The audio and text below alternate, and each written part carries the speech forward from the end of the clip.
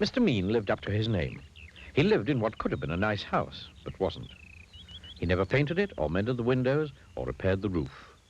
Inside it was the same. No carpets, no curtains, no pictures, no fires. And Mr. Mean was so mean he made his furniture out of old orange boxes and then complained about the price of nails. Why, he was so mean. Do you know what he gave his brother for Christmas last year? A piece of coal. It wasn't as if Mr. Mean didn't have any money. Oh, no. He had lots of money. But would he spend it? Not old Meanie. Not if he could help it.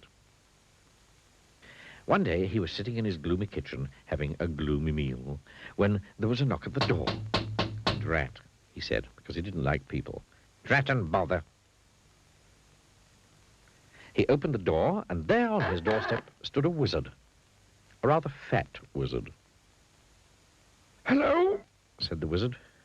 "I wonder if, by any chance, as it's such a warm day, you could possibly, if it's not too much trouble, be so kind as to, if it's not inconvenient, perhaps, as I'm very thirsty, provide me with, do you think, a glass, if it's not too much to ask, of water, please?"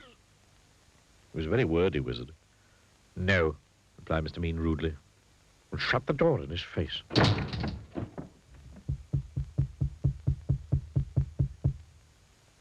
"How did you get in?" "Well," replied the wizard, "it was by, how shall I put it, I just, well, you know, waved the old what's-his-name magic wand, don't you know, and then, you know, well, here I am, if you know what I mean." "You must be very poor," he remarked kindly, looking round. "Oh, yes, I am," lied Mr. Mean. "Then perhaps I can help you," said the wizard, pulling up a box to sit down on. The box didn't move, so the wizard pulled it harder, and this time it did move. In fact, it tipped up and spilled Mr. Mean's money all over the floor.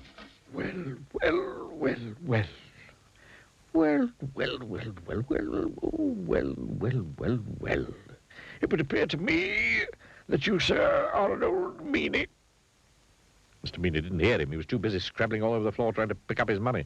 And meanies need to be taught a lesson. And so saying, he waved his magic wand. All the money turned into potatoes. Potatoes.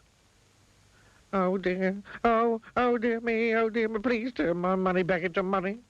Oh, please, please, please." "Perhaps," replied the wizard. "But on the other hand, taking all things into account, by and large, things being what they are on the face of it, perhaps not. However," continued the wordy wizard, "if you make me a solemn promise never to be mean again, then I'll turn the potatoes back into money. But," he added sternly, "if you are ever mean again, then it's, how shall I put it, then it's potatoes for you, my lad, if not other vegetables as well."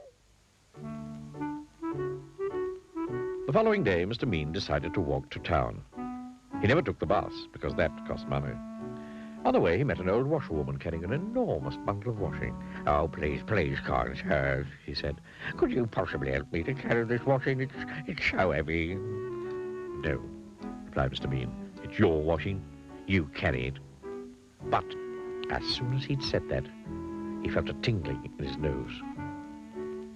Mr. Mean's nose turned into a carrot. "Oh, no," he gasped. The old washerwoman chuckled.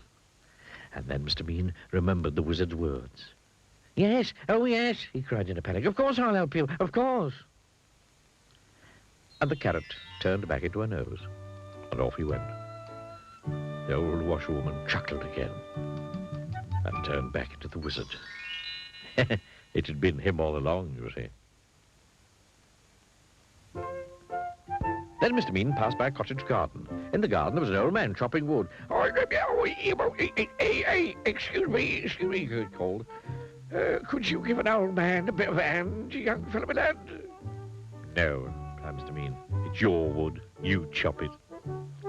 But as soon as the words had passed his lips, guess what happened? His ears turned into tomatoes. "Oh, no," he gasped. The old man chuckled. Mr. Mean remembered the wizard's words. "Oh, yes, yes," he cried. "Yes, of course I'll give you a hand, of course." And he chopped and chopped until all the wood was cut. And the tomatoes turned back into ears, and off he went. Eventually, Mr. Mean arrived in the town. There was a little boy crying because his ball had got stuck on the top of the wall. Oh, please, sir, could you make my ball down for me? No, retorted Mr. Mean. Your ball, you... Then he stopped. There was a funny tingling feeling in his feet. Yes, he said hurriedly. Yes, of course I will, of course. And he reached up and passed the ball to the boy and went on his way, looking anxiously at his feet. The little boy stopped crying and turned into the wizard.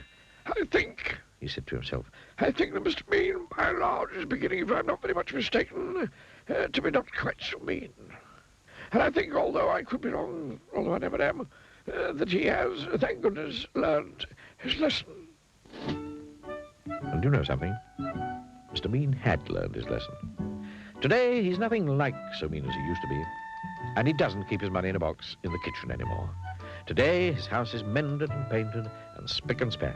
And he's turned into quite a generous sort of fellow. Goodness, he's so generous. Do you know what he gave his brother last Christmas? 2 pieces of coal.